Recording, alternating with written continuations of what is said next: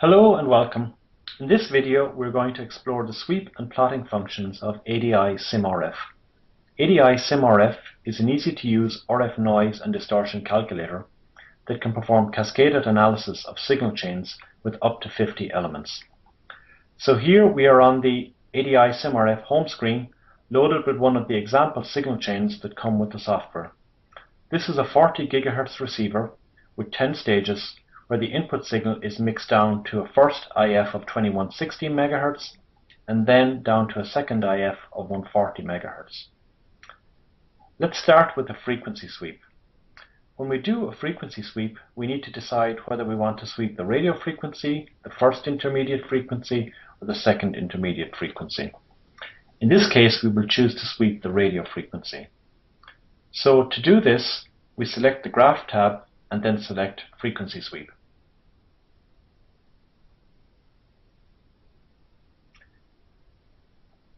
In this window, we select which stages to sweep. Since we want to sweep the radio frequency, we just select the top two stages, which are operating at 40 GHz. Next, we select Get Frequency Range. When we do this, the program figures out the common frequency range for both devices. For example, if one device had a frequency range of 35 GHz to 45 GHz, and the second device had a frequency range of 40 to 50 GHz, the available sweep range would come up as 40 to 45 GHz. We can now tweak the sweep range, making it narrower if we want, or adjust the step size.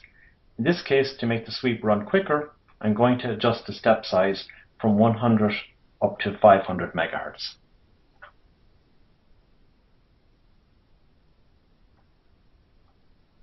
Next, we hit Update and our plot is generated. The default traces that appear are output power, OP1 dB, gain, OIP3, and noise figure. However, these can be easily changed using this window on the left. So, for example, we could switch from viewing OP1 dB to IP1 dB by selecting and unselecting the appropriate traces.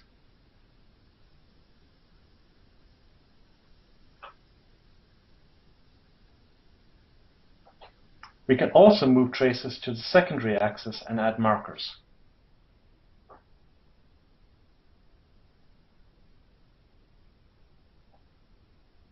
This puts our y-axis out of alignment. We can fix this by adjusting the scaling on the secondary axis.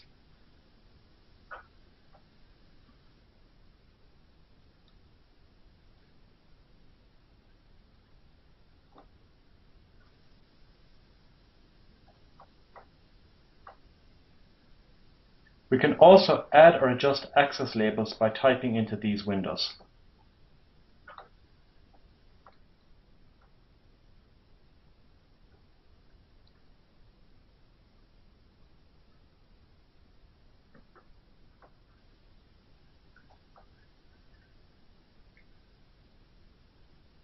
Once the plot has been configured, the plotted data can be exported to Excel by pressing this button here.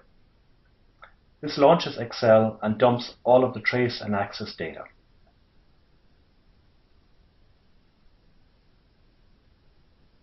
Let's now look at the gain sweep.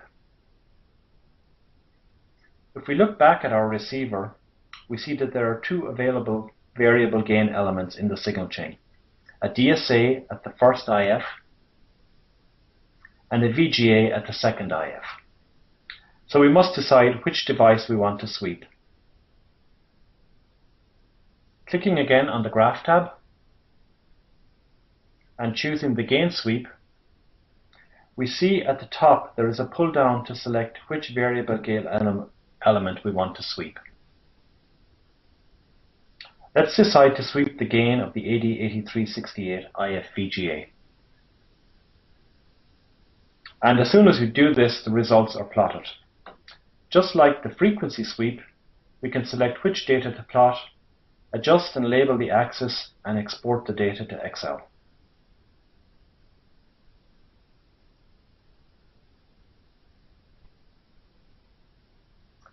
Let's now take a look at the power sweep. This works in exactly the same way.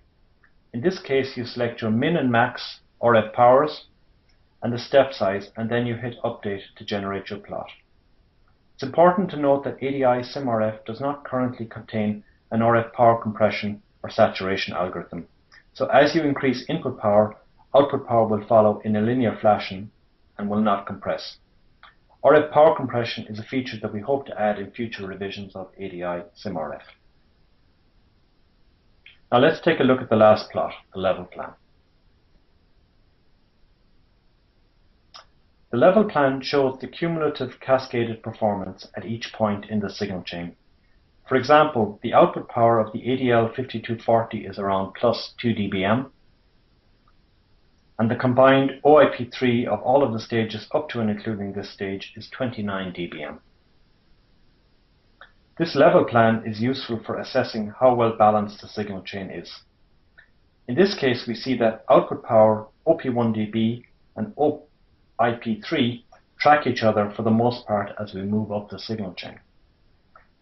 If we had seen a big increase in output power without a corresponding increase in OIP3, that would be an indicator that there is a weak point in the signal chain, where device overdrive is causing IMD3 distortion. Like other plots, the level plan plot is configurable and its data can be exported to Excel. Thank you for taking the time to watch this video. For more information and to download ADIsimRF, please go to analog.com/ADIsimRF.